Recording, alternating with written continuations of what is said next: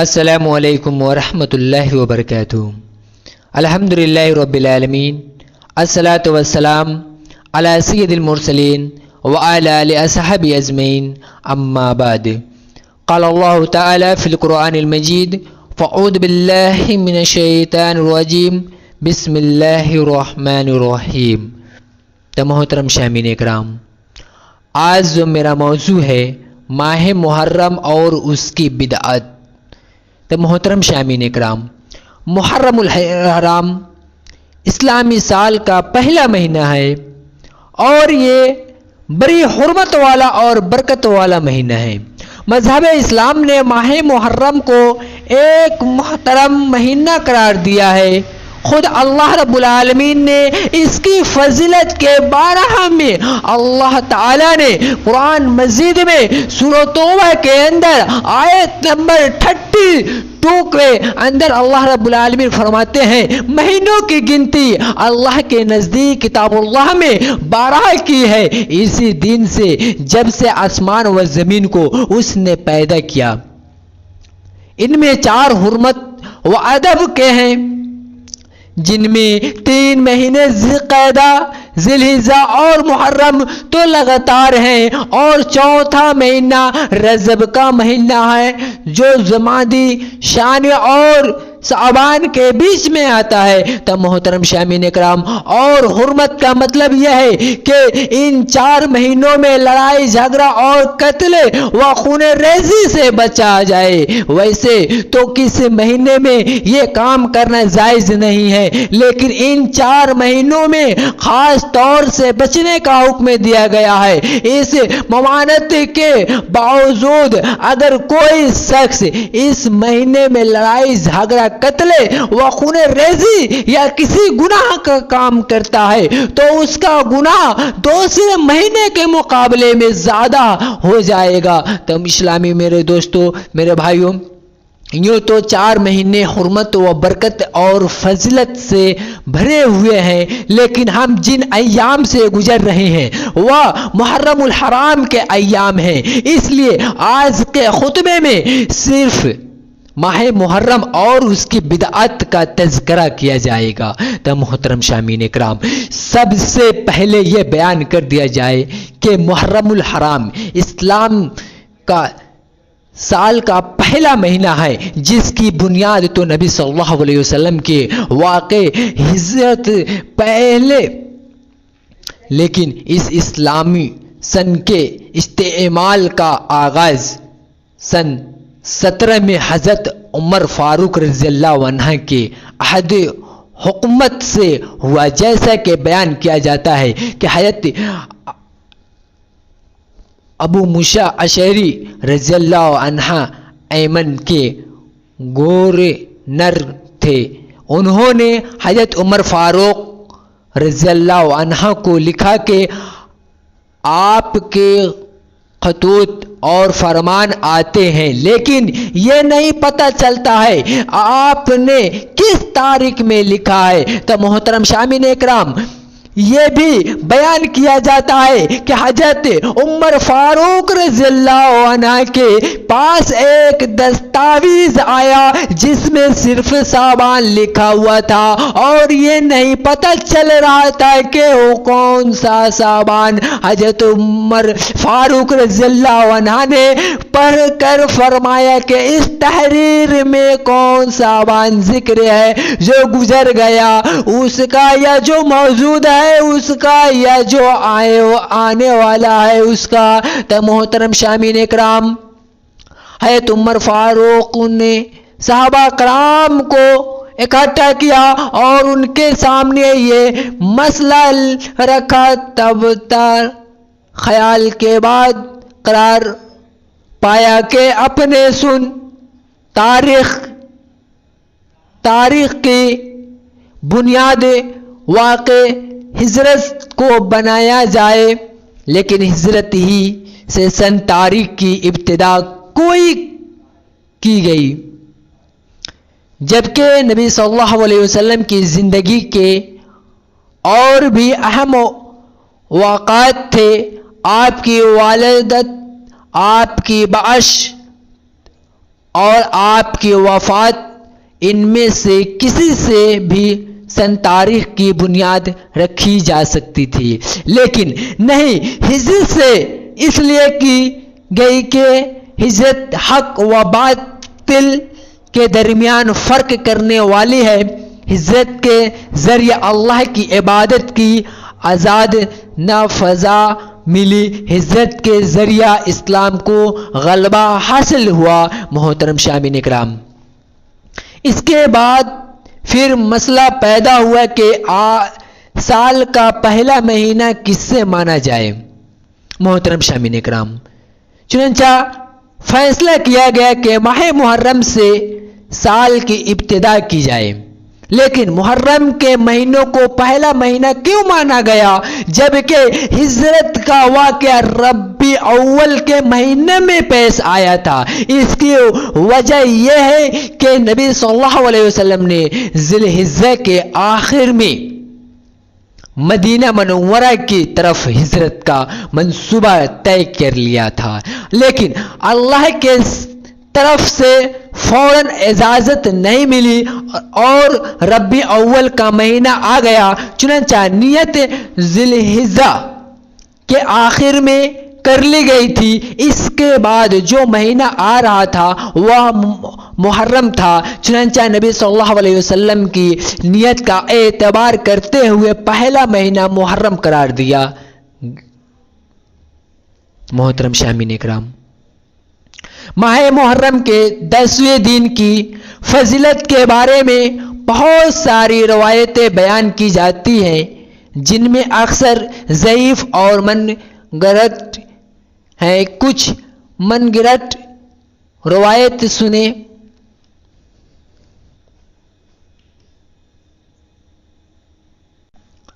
تو محترم شامعین اکرام، 10ویں محرم کو اللہ رب العالمین نے لوح و قلم میں حضرت جبرائیل، میکائیل اور دوسرے فرشتوں کو پیدا کیا۔ 10ویں محرم کو حضرت نوح علیہ السلام کے طوفان سے نجات ملی۔ 10ویں محرم کو حضرت ابراہیم علیہ السلام پیدا ہوئے اور اسی دن نر میں دوغرزار بنی۔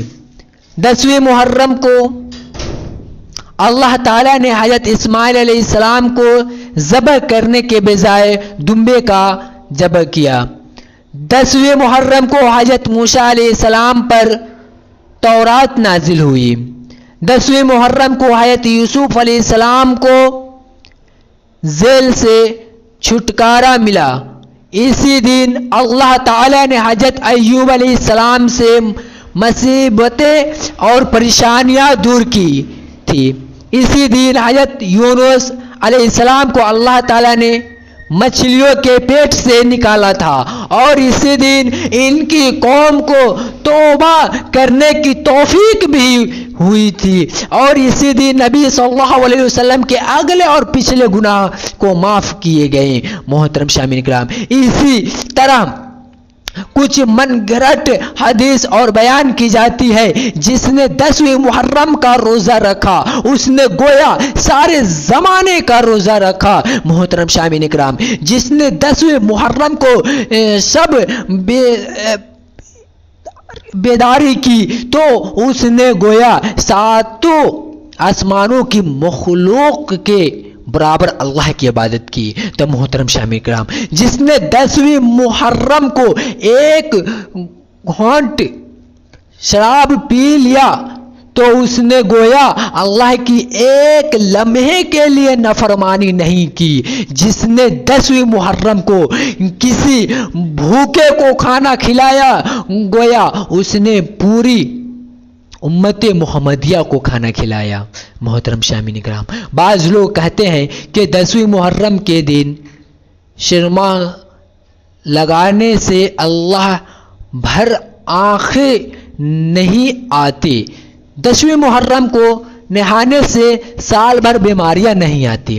10ویں محرم کو اپنے بچوں پر فراخی کرنے والے کو اللہ تعالیٰ سال بھر وسعت و فراخی دیتا ہے۔ یہ تمام حدیث موضوع گرہٹ ہوئی اپنی طرف سے بعض لوگ کی بیان کی ہوئی اور ناقابل اعتبار ہے۔ پیارے بھائیوں، 10ویں محرم کے دن روزے رکھنے کے علاوہ اور کوئی کام مسنون نہیں ہے، جیسا کہ صحیح حدیث سے پتہ چلتا ہے۔ حضرت ابو ہریرہ رضی اللہ عنہ سے روایت ہے کہ نبی صلی اللہ علیہ وسلم نے رمضان کے روزے کے بعد سب سے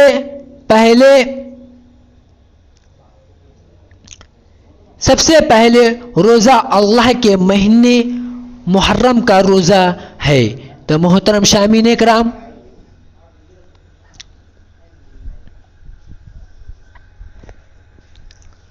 حضرت عائشہ رضی اللہ عنہ فرماتی ہیں کہ قریش کے لوگ زمانہ جاہلیت میں عاشورہ کا روزہ رکھتے تھے، اور رسول اللہ صلی اللہ علیہ وسلم بھی عاشورہ کا روزہ رکھتے تھے۔ پھر ہجرت کر کے مدینہ آئے تو بھی آپ نے عاشورہ کا روزہ رکھا اور صحابہ کرام کو روزہ رکھنے کا حکم دیا۔ تو محترم شامعین کرام، عاشورہ کا روزہ رکھا اور صحابہ کرام کو روزہ رکھنے کا حکم دیا۔ بعد میں جب رمضان کا روزہ فرض کر دیا گیا تو آپ نے اختیار دیا اور فرمایا، اب جس کا جی چاہے عاشورہ کا روزہ رکھے اور جو چاہے نہ رکھے۔ تو محترم شامعین کرام، حضرت عبداللہ بن عباس رضی اللہ عنہ بیان کرتے ہیں کہ جب نبی صلی اللہ علیہ وسلم ہجرت کر کے مدینہ تشریف لائے تو آپ نے یہود کو عاشورہ 10 محرم کا روزہ رکھتے ہوئے دیکھا تو آپ صلی اللہ علیہ وسلم نے ان سے اس کا سبب معلوم کیا تو انہوں نے کہا، یہ ایک اچھا دن ہے، اس میں اللہ نے موسیٰ علیہ السلام اور بنی اسرائیل کو اس کے دشمن فرعون اور ان کے لشکروں سے نجات دلائی تھی۔ اس خوشی میں بطور شکرانہ حضرت موسیٰ علیہ السلام نے روزہ رکھا، اسی لیے ہم بھی روزہ رکھتے ہیں۔ تو نبی صلی اللہ علیہ وسلم نے فرمایا، پھر موسیٰ علیہ السلام کے ہم تم سے زیادہ مستحق ہیں۔ چنانچہ آپ صلی اللہ علیہ وسلم نے اس دن کو خود روزہ رکھا اور صحابہ کرام کو بھی روزہ رکھنے کا حکم دیا۔ تو میرے دوستو، میرے بھائیوں، بعض غلط فرقے جو بھی کہتے ہیں کہ عاشورہ یعنی 10ویں محرم کا روزہ حضرت حسن حسین رضی اللہ عنہ کی شہادت کی وجہ سے رکھا جاتا ہے، تو ان کی یہ بات غلط ہے۔ حدیث سے معلوم ہوتا ہے کہ عاشورہ کا روزہ موسیٰ علیہ السلام کے زمانے سے پہلے سے آ رہا ہے۔ حدیث سے یہ بھی معلوم ہوتا ہے کہ یہود بھی عاشورہ کا روزہ رکھتے تھے، قریش بھی عاشورہ کا روزہ رکھتے تھے، نبی صلی اللہ علیہ وسلم نے بھی عاشورہ کا روزہ رکھتے تھے، اپنی امت کو بھی عاشورہ کا روزہ رکھنے کا حکم دیا تھا۔ آگے اور حدیث سنے، حضرت عبداللہ بن عباس رضی اللہ عنہما نے فرماتے ہیں کہ جب رسول اللہ صلی اللہ علیہ وسلم نے 10ویں محرم کا روزہ رکھا اور ان دن روزہ رکھنے کا حکم دیا تو صحابہ کرام نے کہا، یہ دن تو ایسا ہے جس کی تعظیم یہود نصار بھی کرتے ہیں، اس لیے روزہ رکھتے ہیں۔ اس پر رسول اللہ صلی اللہ علیہ وسلم نے، اگر میں آئندہ سال زندہ رہا تو 9ویں محرم کا روزہ بھی رکھوں گا۔ محترم شامعین کرام، اس حدیث میں ہے کہ اگلا سال آنے سے پہلے ہی آپ صلی اللہ علیہ وسلم وفات پا گئے۔ معلوم ہے کہ رسول اللہ صلی اللہ علیہ وسلم 10ویں محرم کا روزہ رکھتے تھے اور یہود کی مخالفت کرنے کے لیے آپ نے 10ویں اور 9ویں محرم کا روزہ رکھنے کی خواہش کا اظہار فرمایا، جس پر عمل کرنے کا موقع آپ کو نہیں ملا۔ لیجیے حضرت عبداللہ بن عباس رضی اللہ عنہ کی ایک اور صحیح حدیث سنی، جس سے 9ویں اور 10ویں محرم کے روزہ رکھنے کا حکم ملتا ہے۔ 9ویں اور 10ویں محرم کا روزہ رکھو اور یہود کی مخالفت کرو۔ اور جس روایت میں ہے کہ نبی صلی اللہ علیہ وسلم نے فرمایا عاشورہ یعنی 10ویں محرم کا روزہ رکھو اور یہود کی مخالفت کرو، اور اس سے پہلے ایک دن یعنی 9ویں محرم یا اس کے بعد ایک دن 11ویں محرم کا روزہ رکھ کرو۔ مسند احمد اور بقی کی یہ حدیث ہے جو ضعیف ہے۔ اس کی سند میں ابن ابی للی اور داود بن علی دونوں راوی ضعیف ہیں۔ صحیح حدیث سے معلوم ہوتا ہے کہ 10ویں محرم کے ساتھ 9ویں محرم کا روزہ رکھنا مشنون ہے۔ محترم شامعین اکرام، ایک اور حدیث سنی جس میں عاشورہ کے روزہ کا ثواب ملتا یا گیا ہے۔ حضرت ابو قتادہ رضی اللہ عنہ سے روایت ہے کہ رسول اللہ صلی اللہ علیہ وسلم سے عاشورہ کے روزے کے ثواب کے بارے میں پوچھا گیا تو آپ نے فرمایا اس سے گزشتہ 1 سال کا گناہ معاف ہو جاتا ہے۔ محترم شامعین اکرام، معزز حضرات، واضح ہوتا ہے کہ عاشورہ کی اصل حیثیت ایک خوشی کے دن کی ہے اور اس دن کی خوشی کا اظہار روزہ رکھ کر کرنا چاہیے۔ اگر عاشورہ کے دن یعنی 10ویں محرم کو حضرت حسن حسین رضی اللہ عنہ کی شہادت واقع ہوگی تو اس سے اس کی اصل حیثیت ہرگز نہیں بدل سکتی اور اسے ماتم کا دن قرار نہیں دیا جا سکتا۔ رسول پاک صلی اللہ علیہ وسلم کے زمانے میں بہت سارے جنگیں ہوئی اور بہت سے صحابہ کرام اللہ رب العالمین کے راہ میں شہید کیے گئے، لیکن کبھی بھی کسی کا غم نہیں منایا گیا، بلکہ حضرت جعفر رضی اللہ عنہ کی شہادت کے موقع پر آپ صلی اللہ علیہ وسلم نے ان کے گھر میں عورتوں کے زور سے رونے کی آواز سن کر ایک آدمی کو بھیجا کہ جاؤ عورتوں کے منہ میں مٹی جھونک دو۔ میرے بھائیوں، اسلامی دوستوں، محترم شامعین اکرام، اسلام کسی کی موت یا شہادت پر 3 دن سے زیادہ غم منانے کی قطعاً اجازت نہیں ہے۔ صرف عورتوں کو اپنے شوہر کی وفات پر 4 مہینے 10 دن غم منانے کی اجازت دیتا ہے۔ اسلام حوصلوں اور امنگوں کے ساتھ جینے کی تعلیم دیتا ہے، شجاعت اور بہادری کا ضرب تن کرنا سکھاتا ہے، بزدلی، پشموردگی اور نز و غم میں ڈوبی ہوئی زندگی کو پسند نہیں کرتا۔ شہادت حسن کا واقعہ جو صدیوں پہلے واقع ہوا ہے، اس کی یاد میں سوگ منانا، نوحہ کرنا اور رونا پٹنا حرام اور ناجائز ہے، جیسا کہ اللہ کے نبی صلی اللہ علیہ وسلم نے فرمایا وہ ہم میں سے نہیں ہے جو میت پر روتے ہوئے اپنے رخساروں پر تمناچ مارے، گریبان جھاڑے اور زمانہ جاہلیت کی طرح والا کرے۔ آپ صلی اللہ علیہ وسلم نے ایسے شخص سے اپنی برائت کا اظہار بھی کر دیا ہے۔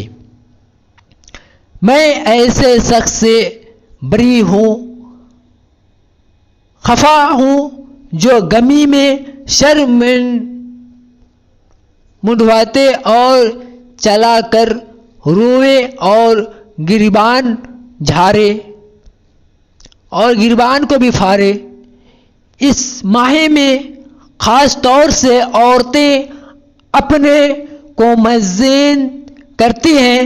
عورت اور مرد ساتھ ساتھ مزاروں کے اوپر چادر چڑھاتے ہیں اور اسی سے اپنی مرادیں مانگتے ہیں۔ کوئی مزاروں کی پرستش کرتا ہے تو کوئی اپنے سینے کو چاک کرتا ہے تو کوئی اپنا گریبان پھاڑتا ہے تو کوئی لکڑی کا بنا ہوا تعویذ لے کر گلے کو چوں میں ڈھوڑتا ہے پھرتا ہے اور کوئی یا حسین کا نعرہ بندہ کرتا ہے اور پھر زمان سے دعوی کرتے ہیں کہ ہم حجت کی یاد تازہ کرتے ہیں۔ محترم شامعین کرام، یہ تعویذ داری دین محمدیہ میں نئی ایجاد ہے۔ افسوس ہے کہ یہ تعزیہ خود اپنے ہاتھ سے بناتے ہیں اور پھر اسے اپنی حاجتیں مانگتے ہیں۔ اگر کوئی غیر مسلم ایسا کام کرے تو مشرک کہلائے اور مسلمان کا گزز اور لکڑیوں کا ڈھانچہ بنا کر اس کی پوجا کرے تو بھی مسلمان کہلائے۔ یا کیسا انصاف ہے! آخر یہ کون سی منطق ہے؟ آخر دونوں میں کیا فرق ہے؟ اور حقیقت یہ نام کہ مسلمان ایمان کا ظاہری نقاب ڈال کر مسلمانوں کو فریب میں مبتلا کرنا چاہیے۔ مسلمانوں کو فریب میں مبتلا کرنا چاہتے ہیں اور ہندوؤں کی طرح یہ بھی اسلام میں رام لیلا کرنا چاہتا ہے۔ ہندوؤں کی طرح یہ بھی رام لیلا کرنا چاہتا ہے اور انہوں نے کی نقل کر رہے ہیں۔ قرآن نے سچ فرمایا، ان میں سے اکثر لوگ باوجود اللہ پر ایمان لانے کے بھی مشرک ہیں۔ میرے دینی بھائیوں، ہندوستان کے پہلے صدر جمہوریہ یہ کہتے ہیں کہ ایک مرتبہ مجھے اجمیر شریف جانے کا اتفاق ہوا۔ ان کا کہنا ہے کہ اس سے پہلے میں یہ سمجھ رہا تھا کہ مذہبی اعتبار سے مسلمان اور ہندوؤں کے درمیان کافی فرق ہے، لیکن وہاں میں نے دیکھا کہ ایک اپنے عقیدے کے مطابق ناریل چھوڑتا ہے تو دوسرا پتھر کی بنائی ہوئی قبر کے اوپر اپنا سر پھوڑتا ہے۔ ایک طرف ہندوؤں رام کا نام لیتا ہے تو دوسری طرف مسلمان یا حسین کا نعرہ لگاتا ہے۔ میں نے یہ سمجھ کہ ہندو اور مسلمان کے درمیان کوئی فرق نہیں ہو رہا۔ دیکھے کہ یہ ماتم اور تعزیہ داری کی ایجاد کب سے ہوئی؟ مورخین لکھتے ہیں کہ سن 353 کے شروع ہوئے پر احمد بن بویا دلمی نے حکم دیا کہ 10 محرم کو حضرت امام حسین رضی اللہ عنہ کی شہادت کے غم میں تمام دکانیں بند کر دی جائے، خرید و فروخت بالکل موقف رہے، شہر و دیہات کے لوگ ماتمی لباس پہن اور علانیہ نوحہ کرے، عورتیں اپنے بال کھولے ہوئے، چہروں کو سیاہ کیے ہوئے، کپڑوں کو پھاڑتے ہوئے، سٹروں کو اور بازاروں میں مرچتے پھرتے، منہ کو نوچتے اور چھاتیاں پیٹتے ہوئے نکلے۔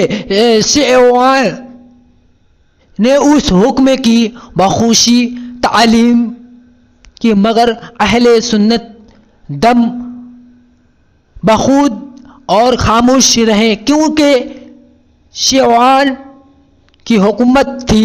آئندہ سال میں پھر اسی حکم کا اعادہ کیا گیا، سنیے کو بھی اس کی تعمیل کا حکم دیا گیا۔ اہل سنت اس ذات کو برداشت نہ کر سکے، چنانچہ شیعہ اور سنیوں میں فساد برپا اور بہت بڑی خونریزی ہوئی۔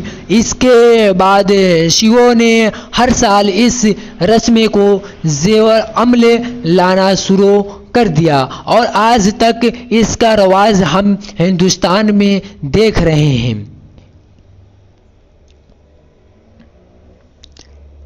محترم شامعین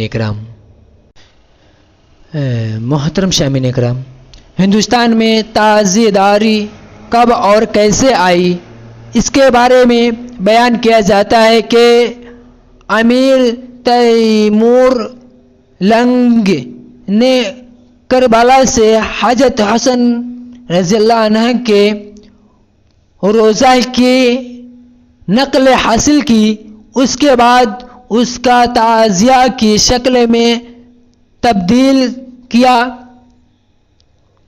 کہ ہندوستان کے شیعہ حضرت بھی یہی سے روضہ مقدس کی زیارت کر لے، جیسا کہ شیعوں کے رسالہ اصلاحی کے ایڈیٹر صاف لکھتے ہیں کہ تعزیہ ہمارے زدہ مجدد تعزیہ دار اسلام حضرت تیمور لنگ صاحب قرآن کی ایجاد کر دیا ہے۔ امیر تعمیر کے بعد 10ویں صدی عیسوی میں ہمایوں بادشاہوں کہتے ہیں بیرم خاں کربلا گیا اور چھایا لیس تولا کا جمر دیے، تعزیہ بت بنوایا کر ہندوستان لایا۔ الغرض سن 90 میں بادشاہ امیر تیمور لنگ نے اس کی بنیاد ڈالی اور تعزیہ کی ایجاد کی۔ سن 100 میں ہمایوں بادشاہ نے کربلا سے پتھر کا تعزیہ ترشوا کر منگوایا اور اس کے شیعوں نے اسے ابھارا۔ میرے بھائیوں، ایک بات اور بیان کر دے کہ 10ویں محرم کو، جس کو ہم اپنے یہاں دہا کہتے ہیں، خاص کھانا مثلا حلوہ پوری وغیرہ پکانا بدعت و منکرات میں سے ہے، جیسا کہ علامہ ابن تیمیہ اور دوسرے محققین نے اس کی صلاحیت کی ہے کہ 10 محرم کو خاص کھانا پینا، توشیہ کرنا وغیرہ بدعت و منکرات میں سے ہے۔ ہمیں چاہے کہ ہم اس مہینے کی حرمت کا خاص خیال رکھیں، کسی سے لڑائی جھگڑا یا کوئی گناہ کا کام نہ کریں، ورنہ اس کا گناہ اس مہینے میں بڑھ جائے گا۔ 9 اور 10 محرم کو خصوصیت سے روزہ رکھنے اور 10 محرم کے روزے کا ثواب 1 سال کے گناہوں کا کفارہ بتایا گیا ہے، اور ہمیں یہ بھی چاہیے کہ اصل دین کو سمجھنے کی کوشش کریں۔ اصل دین پر چلنا بھی ہمارے لیے باعث نجات ہو سکتا ہے، اور اس بات پر پورا یقین رکھیں کہ دین میں ہر نئی چیز بدعت ہے، اور بدعت گمراہی ہے، اور گمراہی کو اللہ رب العالمین پسند نہیں کرتے ہیں، اور گمراہی لوگ ہمیشہ جہنم میں جاتے ہیں، اور ہمیشہ جہنم میں جاتے رہیں گے اور جائیں گے بھی۔ تو اللہ رب العالمین سے آپ سب یہ دعا کریں اور اللہ رب العالمین سے توبہ کریں کہ یا اللہ رب العالمین ہم سے جتنا بھی غلطیاں ہوا ہیں، یا اللہ رب العالمین وہ سب غلطیوں کو معاف فرما، اور ہم میں جتنی بھی گناہیں ہیں یا اللہ رب العالمین وہ غلطیوں سب کو وہ گناہیں پورا معاف فرما۔